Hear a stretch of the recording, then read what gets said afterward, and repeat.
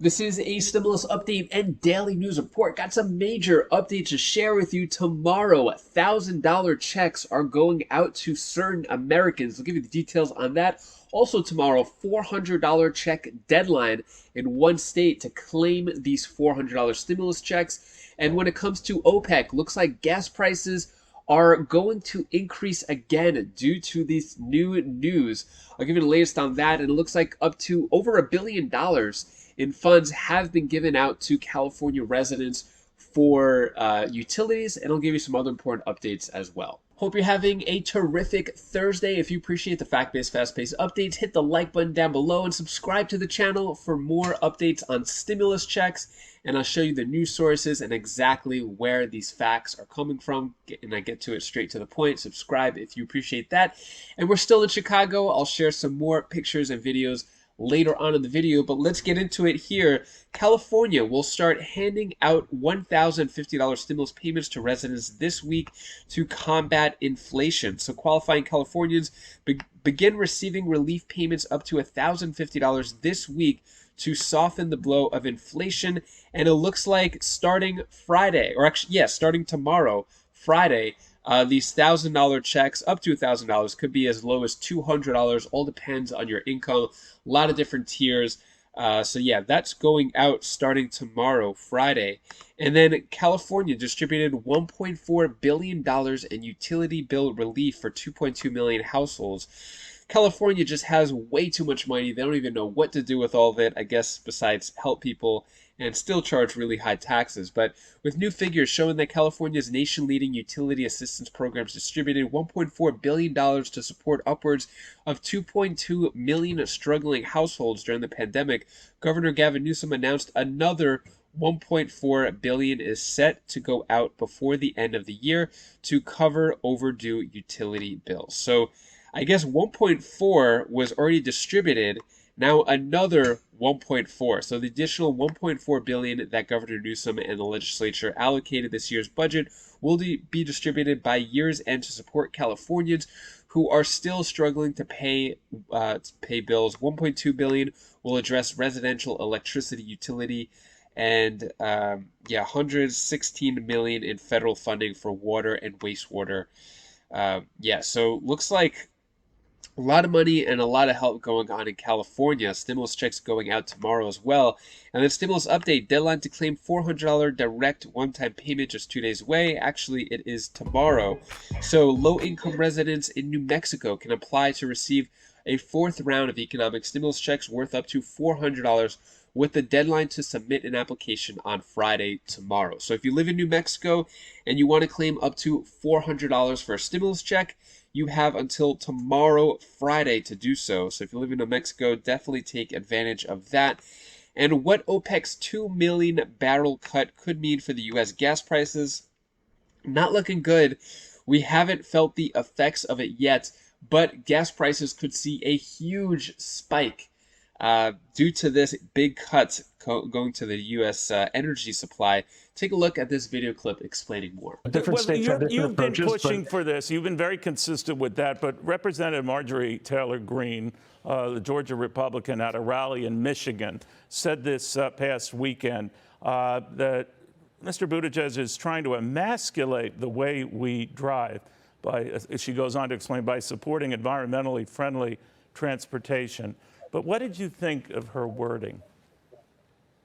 I literally don't even understand what that means. I mean, my sense of manhood is not connected to whether my vehicle is fueled by gasoline or whether it's fueled by electricity. This is a practical matter. Were you offended by that, sir? Because even people who, share her politics didn't share that view. Yeah, it was a strange thing to say. To be honest, there are other members of Congress that I pay more attention to when I'm thinking about opinions that really matter or ideas that are going to be critical to engage with. I do think we need to zoom out a little bit, and I know people want to make this ideological. They want to make it political. We're talking about something like electric vehicles. We're talking again about a very practical matter, which is how we get from point A to point B. And if industry and the world are moving in a direction that adopts a new technology, the real question is, are we going to let China lead that, or are we going to lead it here in the United States of America? Again, the things that I've seen, whether it's what I saw at the Detroit Auto Show a couple of weeks ago when I was there with the president, or what you see Tesla and these newer companies doing, it's really extraordinary. It's something we all ought to be proud of. It's not going to happen overnight. We also know that we ought to be prepared. America has never been a country to live in the past. And I think that's especially true when you look at the finest tradition of our automotive sector. And I think we're going to have a lot to be proud of when we look at how America ultimately leads the way into this EV future. Nevertheless, as you know, sir, the OPEC and OPEC Plus countries are ready to cut production, maybe up to 1 million barrels a day. And we're kind of going hand in hand and surprised by that. There's a debate as to whether the president will resume taking money out of the strategic, or oil out of the Strategic Petroleum Reserve. But you find it odd that we're even in that situation. I definitely think we'll be in a better situation when we're not dependent on a commodity that is largely being produced in foreign dictatorships. It's one of many, many reasons why American energy security will benefit from homegrown clean energy, which is, of course, exactly the direction we're trying to go into for the long term. For the short term, you've had measures like the Strategic Oil Reserve, measures like the flexibility on ethanol. A big part of the reason why you saw gas prices go down so much over the summer.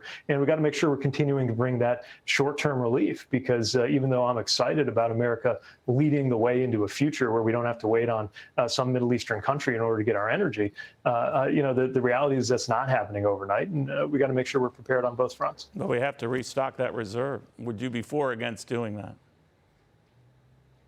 In terms of getting the reserve rebalanced, look, that's a little outside of my lane in terms of transportation, other than I'm very glad that the president led the way, both, by the way, with the U.S., but also with partners, on a coordinated action to get more of that petroleum onto the market to help stabilize the prices. But again, this is just one of a million reasons why we're all going to be better off when American-made clean energy is dominating the way that we fuel our transportation systems and our economy. But you're not against fossil fuels per se, because even when someone like Elon Musk says we need that, and we need it for a while now, you agree with that?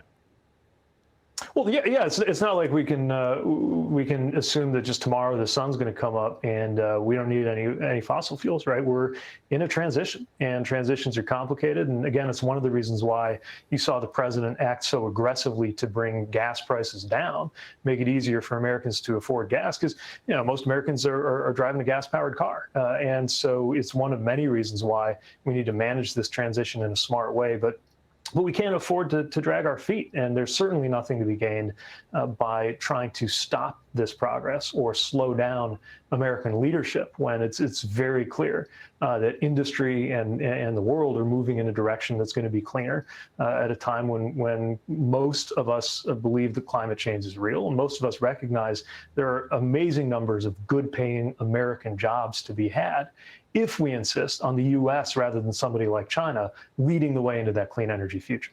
So what is the solution here? What can America do to not be reliant on importing oil? Should the U.S. start drilling again? Should there be other solutions involved in this? Let me know your thoughts. And that is all the news that I have for you today to hopefully cheer you up a bit. Here's my daughter Bella's tip of the day. Hi guys, this is Bella. This is the tip of the day. I'm going to tell something what you should do. Don't let anybody tell you different. You are beautiful. You are full with excitement. You are great the way you are. Don't let anybody tell you any different.